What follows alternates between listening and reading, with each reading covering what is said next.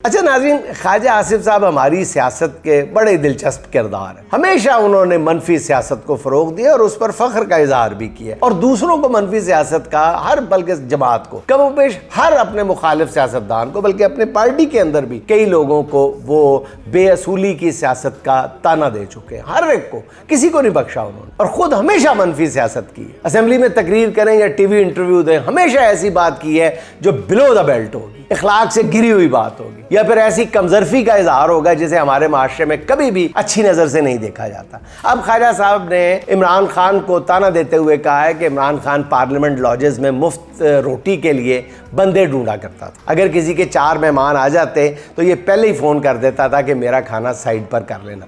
ये ऐसी नाज़रीन फजूल और कमजरफी वाली बात है जो सिर्फ ख्वाजा आसिफ ही कर सकता है। ये बात करने से पहले ख्वाजा आसिफ साहब आपको अपने गिरेबान में झांक लेना चाहिए था। आप उसको कह रहे हैं, इमरान खान को कह रहे हैं कि अपने लिए रोटी के लिए बंदा तलाश करता था।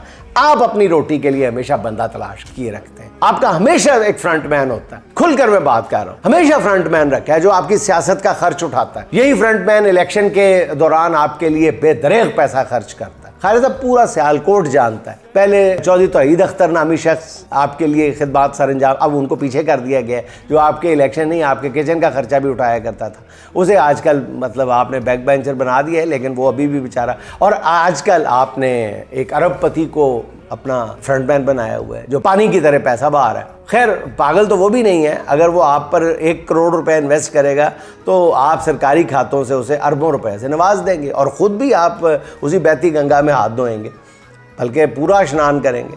खैर साहब, आपने पूरी सियासत ही फ्रंटमैनों पे की, पूरी सियासत।